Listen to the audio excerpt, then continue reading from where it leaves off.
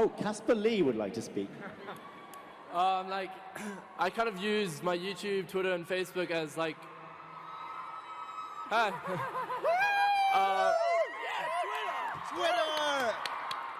As things that I would use if I wasn't like popular on the internet. So I share on Twitter what I would share with 100 friends, but it's just, yeah. So I think I just kind of like to keep track of my life the way I would keep track of it if I wasn't like a YouTube, whatever. So that's the amount of stuff I would share, anything I'd share with my friends. Okay, cool. So the next question is, this is a question you're all very excited about, of course. Do the fangirls get a worse rep than they deserve? As I said, it's going to be a very one-sided debate on their half. So let's open with Hank. Oh, thanks.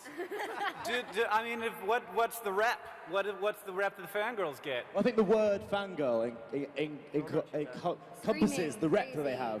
You know, Like a typical stereotype. obsessive teenage girl kind of thing. Do you think that's an inappropriate representation of the real person behind that? Well, sometimes people will come to VidCon and the press will say, the average age of the person at VidCon appears to be a 13-year-old screaming fangirl. And I'm like, well, I mean, we have the demographics, and in fact, that's not the case. But the loudest person is definitely 13. And that's what if you're a reporter with the Wall Street Journal and you're like, what's happening here? That's the thing you see, because you're not used to seeing that. And you don't see the people who are a little less loud. So I think in general, there are not that many super ultra crazy run at you, want to get up and lick your face people. Raise your hand if you want to lick a face. See, that's, it's like 5% of you. Nothing against you, 5%, but there's a lot of people here who aren't into the face licking. Licking faces is fine, by the way, as long as you have permission. Can I lick your face? Oh, jeez. You've put me in a very awkward position because I can't say no. I don't think that's a Lick it, lick it, lick it. Is that what I'm here for?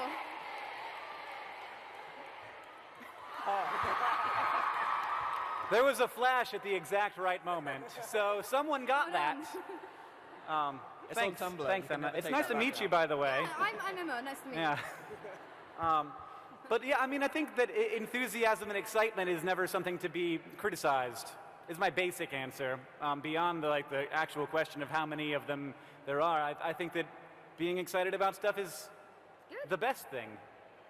And I'm excited about stuff too, just with less licking. So what is the difference between a fan and a fangirl? So you have a typical subscriber, someone that would say, I'm a really, really, interested subscriber, but then what makes someone a fangirl if we're going to talk about fangirls? Okay. I can't breathe. That. Yeah. I feel like, for me, the difference between a fan and, a fangirl, and I'm using fangirl in the sense of someone who is kind of hyper, really crazy about this one person or whatever. I think the difference is when they stop seeing you as a person and start seeing you as just an entity, I guess. And that's really harmful in a lot of ways, because they then either build you up or tear you down.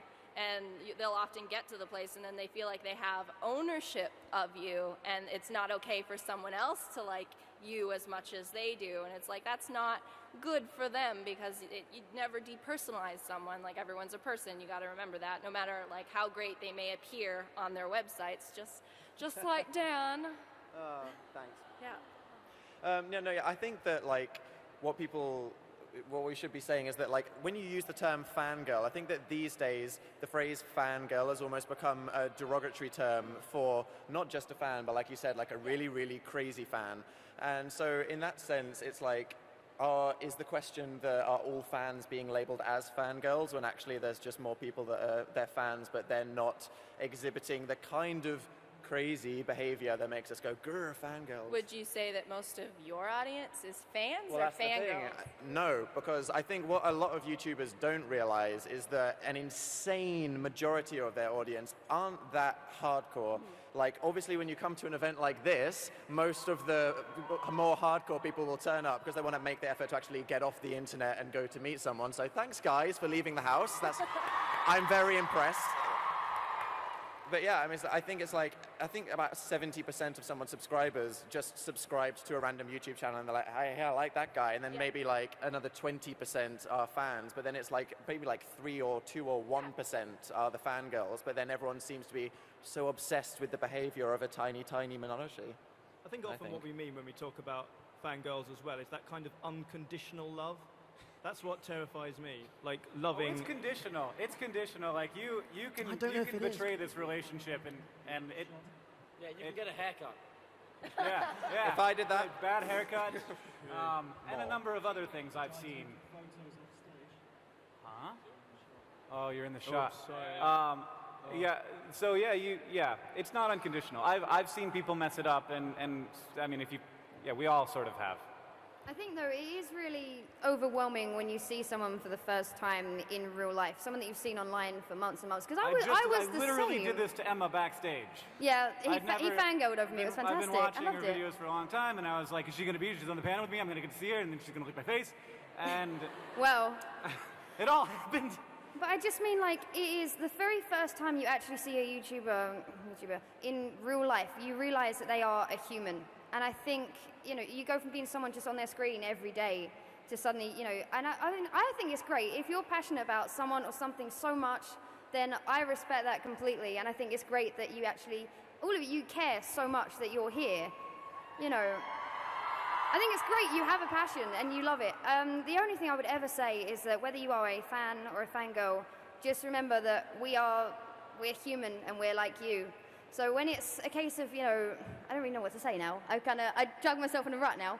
But, when people suddenly, they hyperventilate and they cry and they can't breathe and they have to be escorted, like, that's not their fault. And I would never say, oh, fangirls or anything like that. But I think it's a case of maybe taking a step back and realizing we're just like you. I also think that what's true of most of, certainly I think the people on this panel and most of the YouTube community is that we like fangirled over each other before we worked together. Yes. Now, we're really lucky to be in that position where, like, I fangirled over Kаспар.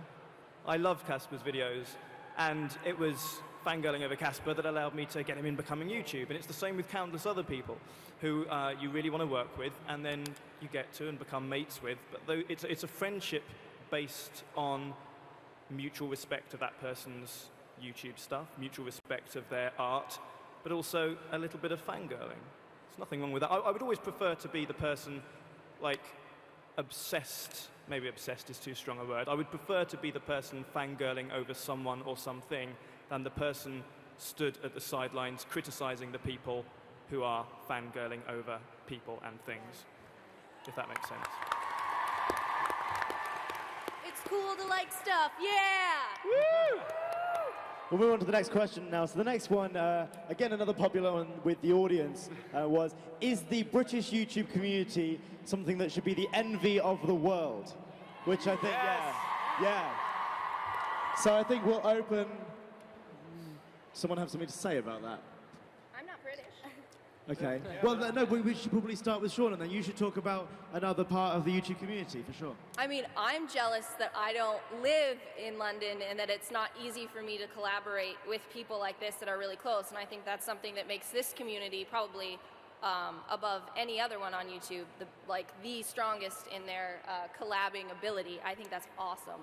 And that's something that would attract me to this community is like how easy it is to just work with each other. For me, I live in Canada and I live near Toronto, so there's not too many YouTubers going on, like working there, so it's hard for me to pull a crew together and to get stuff done. But when I come here, it's like, oh yeah, you guys want to shoot? Okay, we're gonna do this. And it was just like, oh, I hate you guys so much.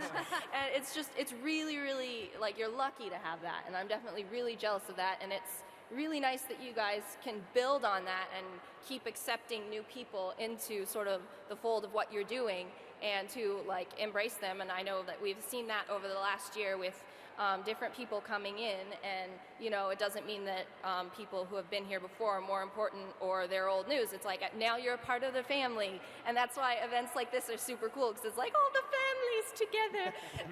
It's also really intimidating, though, to come into it, because all you guys are like super tight, at least in